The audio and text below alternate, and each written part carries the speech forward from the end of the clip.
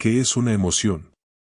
Una emoción es una reacción química físico-mental ante un estímulo o situación. Todos los animales tienen emociones, tales como la alegría, el miedo, la tristeza, la sorpresa, la ira o el asco. Todo animal reacciona. Esto en los humanos, por supuesto que no es distinto, y el mismo Charles Darwin, famoso naturalista y científico que planteó la idea de la evolución biológica, trata de explicar el por qué los humanos reaccionamos como reaccionamos, y es que por un lado, tenemos la respuesta química, es decir, la participación de neurotransmisores como lo son la dopamina, la noradrenalina y la serotonina.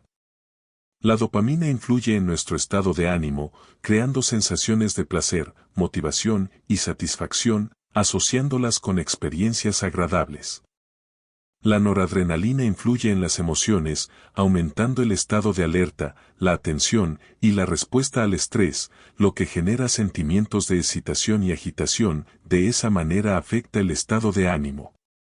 La serotonina, cuando sus niveles son normales, promueve sensaciones de bienestar, felicidad, calma, estabilidad y satisfacción, ayudando a regular el estado de ánimo y a aumentar la concentración.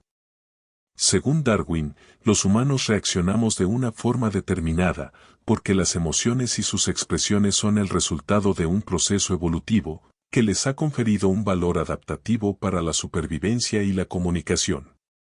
Son respuestas innatas y universales que nos preparan para actuar ante el entorno y permiten a otros comprender nuestro estado interno. Eso es lo que podemos decir a nivel bioquímico sobre las emociones, y que, además, están presentes en otros animales. Entonces, si todo se explica por procesos químicos y biológicos, ¿qué podemos hacer nosotros para poder ejercer un control sobre nuestras emociones? A palabras de Siddhartha Gautama, el dolor es inevitable, el sufrimiento es opcional. Por un lado, tenemos el dolor que obedece a una reacción, a una emoción, algo que es inevitable y biológico. Y por otro lado, tenemos algo que marca una diferencia, que es la elección del seguir sufriendo o dejar de hacerlo. Lo mismo pasa con las demás emociones, algo te puede asustar, pero tú puedes decidir si es que quieres vivir con miedo a eso. Nuestra biología nos hace reaccionar a estímulos, pero ya depende de nosotros si prolongamos esa premisa o simplemente la superamos, y esa es la capacidad de decisión.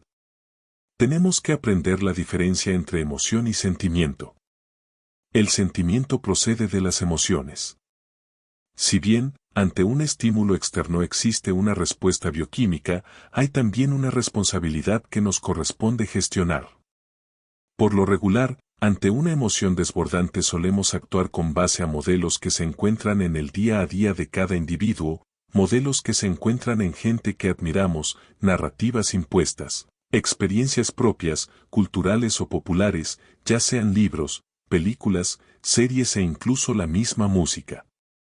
Con lo que se puede explicar que cuando uno está expuesto a narrativas muy pasionales, por ejemplo, puede tomar decisiones menos razonables. A contrario, cuando uno suprime la emoción, es decir, reducir la emoción a un error del juicio, el individuo se vuelve frío, tal como lo hacen los estoicos. La escuela filosófica fundada por Zenón de Sitio, llamada estoicismo, basa su objetivo en alcanzar la eudaimonía, es decir, la felicidad o serenidad mental, basándose en la tolerancia y autocontrol, para poder aceptar el momento tal como se presenta, suprimiendo el deseo de placer, la recompensa inmediata o el miedo al dolor. Se trata de emplear la mente para tratar de comprender el mundo y acogerse al plan de la naturaleza, prescindiendo de los bienes materiales, de trabajar juntos y tratar a los demás de manera justa y equitativa. Epicteto, otro filósofo de la escuela estoica, añade que el ser humano no es libre, sino que su existencia está predeterminada. Es decir, nacemos y morimos bajo un plano que no podemos cambiar. Por lo tanto, determina que no tiene sentido que sintamos preocupaciones, angustias o frustraciones, puesto que todo lo que nos ocurre, todo lo que acontece, no puede ser de otro modo. El estoicismo propone que las emociones destructivas son el resultado de nuestra manera de ver el mundo y ofreció una guía práctica para permanecer resueltos, fuertes y en control de la situación.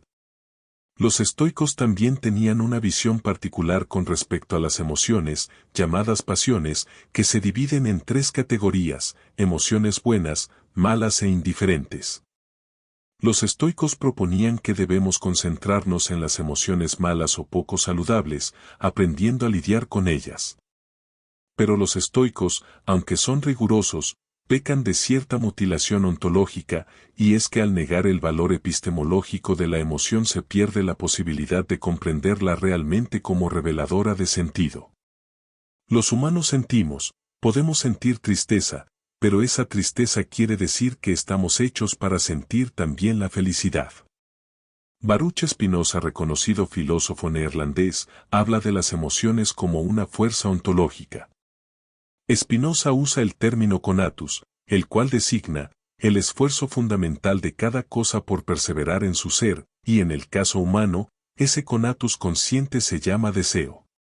Las emociones son la expresión de los cambios en la potencia de este conatus. El placer o la alegría ocurre cuando la potencia de actuar aumenta, mientras que el dolor o la tristeza se produce cuando esta potencia disminuye. Por el contrario, para Friedrich Schiller, filósofo e historiador alemán, la emoción es la apertura a los valores, una forma de intencionalidad que no pasa por el intelecto sino por la vivencia misma. Schiller veía a las emociones como una parte esencial de la experiencia humana, argumentando que el arte y la estética son cruciales para armonizar la tensión entre los impulsos racionales y sensibles. Cuando alguien experimenta miedo, no está observando el miedo desde afuera, sino que de esa manera nos sentimos vulnerables, amenazados, sentimos que nuestra existencia está en juego. El amor, por su parte, no es una idea que se contempla, sino una transformación del mundo. El otro deja de ser un objeto entre objetos y se convierte en centro de gravedad, en revelación de lo absoluto. La tristeza no es una nube que pasa, sino una reconfiguración del tiempo, una densificación del instante que obliga a uno a mirar hacia adentro. Es por ello necesario repesar la emoción, no para amplificarla ni extinguirla, sino para acompañarla en su devenir, cuestionarnos sobre esa emoción, que revela, que oculta, cómo cambia, porque al final la emoción es el modo más sincero en el que el ser humano confiesa que está vivo.